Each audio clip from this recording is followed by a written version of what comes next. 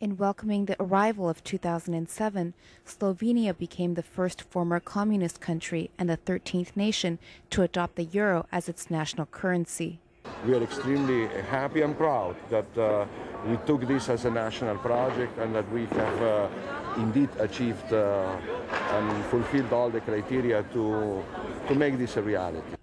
Also on January 1st, Bulgaria and Romania became the newest members of the European Union after a 6-year negotiation period. The EU now has 27 members. Avem speranțe să intrăm în Uniunea Europeană, să fim și noi în regulă ca toată lumea. 2007 is a year of significance as the European Union will celebrate its 50th anniversary. Established by the Treaty of Rome on March 25, 1957, the European Union, formerly known as European Economic Community, originally consisted of 6 founding members: Spain, France, Italy, Netherlands, Belgium, and Luxembourg. 50 years later, the EU is now the largest political and economic entity around the world, with a population of nearly 500 million and an estimated GDP of over $1.4 trillion. Economic growth in 2006 reached 2.8%, and by 2010, the EU will become the most competitive information economy in the world. Welcome to this week's edition of Taiwan Outlook. I'm your host, Chi-Chen Lo. This year marks the 50th anniversary of the European integration. Looking back, what has the EU accomplished? And look to the future, what can we expect from the EU enlargement?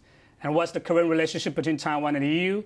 And what are the future prospects between the two sides? And this is the topic we want to talk about today.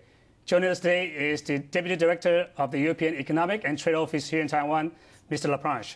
Mr. Lapranche, welcome to our program. Thank you. Thank you for having me. As we know that there are 2 more members joining the EU, what's the meaning of the accession of the 2 new members? Well, it's a big challenge for the EU each time we have new members on board. And in particular this time, the new members, Bulgaria and Romania, come about 2 years, a little more than 2 years after 10 new members joined the EU in 2004. So in less than 3 years, the EU enlarged from 15 member states to 27 nowadays. In terms of population, this means that we grew from less than 400 million people to almost 500 million people nowadays. So this is a big challenge, first thing. Now, the meaning of it, of course, is very historic. That's right. All these member states, these new 12 member states, which joined between 2004 and 2007, this January, That's right. are former, most of them at least, are former socialist countries, which were members of the Soviet, big Soviet empire. So for them, it means joining the Europe they wanted to belong to before and were prevented to belong to before. For them, it means having become real democracies, being integrated in a world of freedom. And that's the most important meaning of it. But why did these 2 countries take longer time than the previous 10 countries in joining the EU? Joining the EU is not an easy task for the countries who want to join. There are a few conditions to meet. The conditions are political. The countries who want to join the EU have to be full democracies with a full-fledged rule of law and protection of the human rights. That's right. But they also have to meet economic requirements. They have to have a fully functioning market economy, which is not very easy to achieve when you've been a socialist country about 15 years ago. And then the third condition to meet is even more difficult.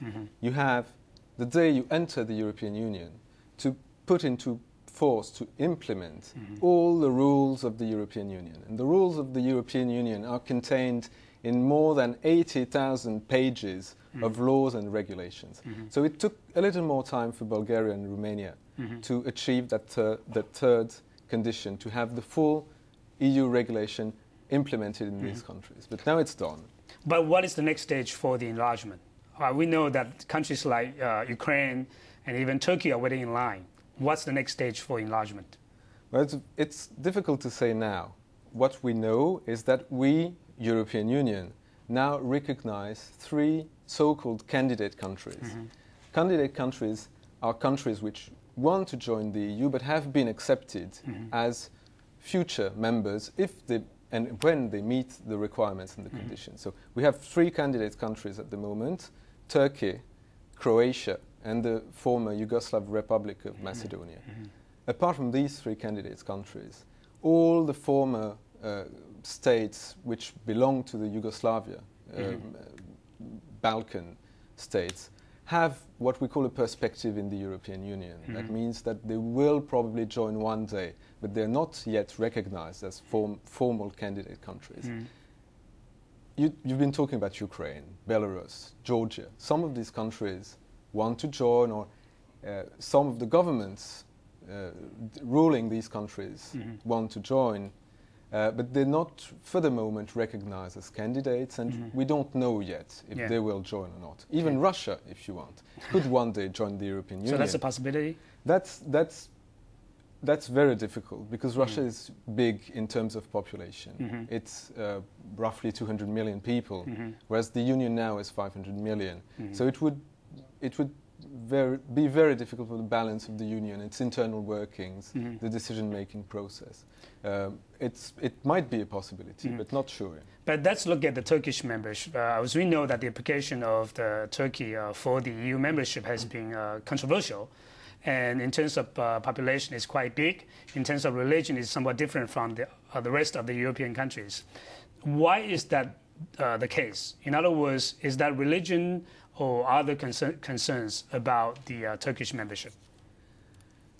From the point of view of the EU institutions, we recognize Turkey as a candidate country, which means that one day we feel that Turkey will become a member of the EU.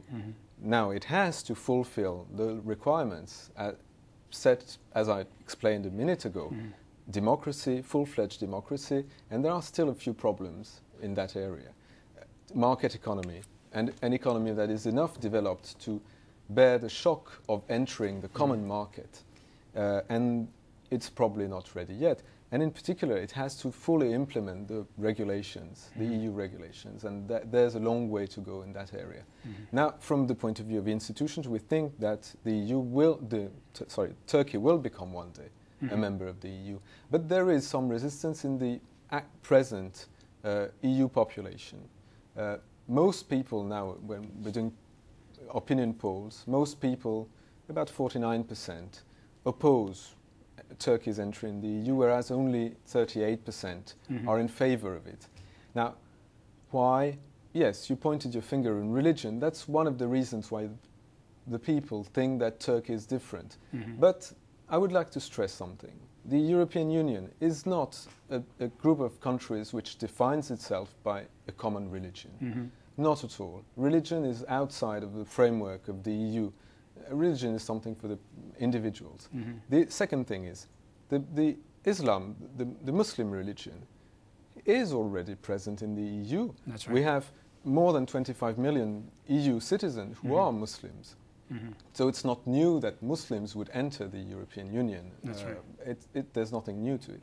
I think we have still some work to do, the EU institutions, with the European Union population, the citizens, to show the benefits of Turkey's accession one day when Turkey is ready to the EU. But I personally believe that there are a lot of benefits. That's right. As we know that European integration started with the economic cooperation among the three major countries. And after 50 years, now EU has become the economic powerhouse in the world.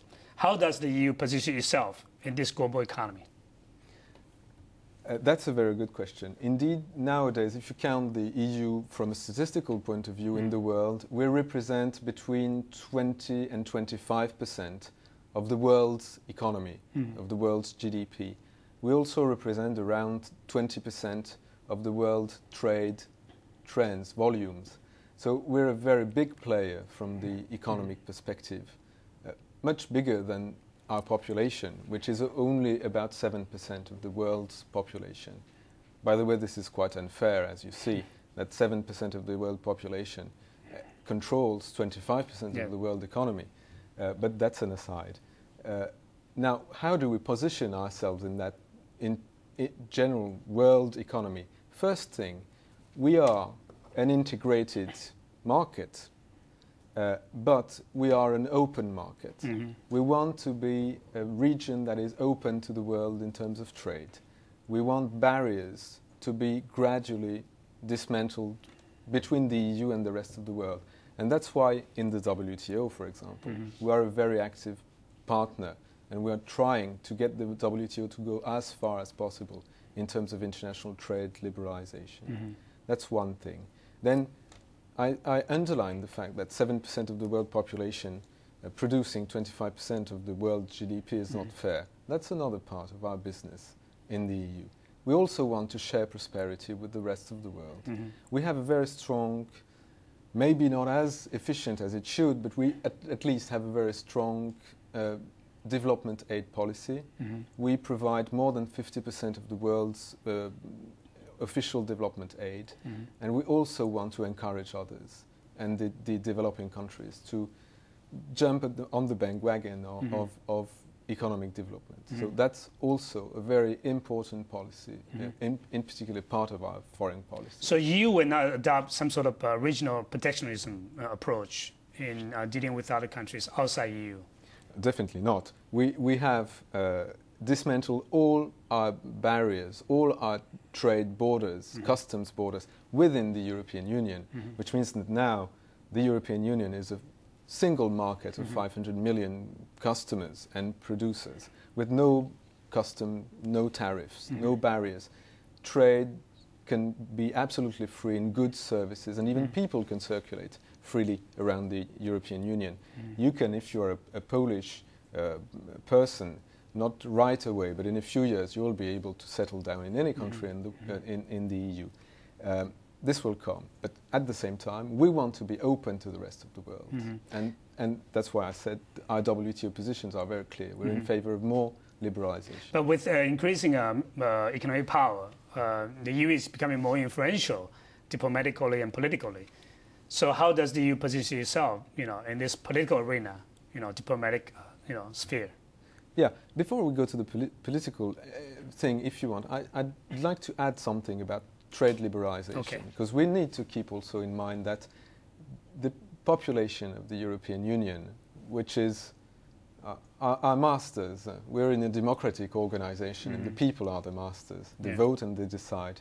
At the moment, the EU citizens are not fully at ease with international trade liberalization. There's a big fear of globalization that runs across EU countries. People in the EU fear that more liberalization will bring more competitive goods into the market. And for example, they fear the competition of China from that point of view. That's right. Now, what we have to prove now is that more opening and more liberalization will not bring more unemployment to the European citizens, but that on the contrary, with all our very refined economic system, with all our high level of taxes and high level of social protection, we are still able to be competitive in the world. And that's through innovation, that's through better quality products, that's through better trained people, and that's the idea of the Lisbon agenda, and that's the idea of becoming the most competitive economy in the world by 2010. That we should be able to remain competitive, but at the same time to keep our social systems as they stand. Okay, so when we come back, we'll talk about the so-called common security and foreign policies, including the EU's policy towards Asia, towards China, and so towards Taiwan. So let's take a short break, and when we come back, we'll talk about CSFP, common security and foreign policy of the European Union.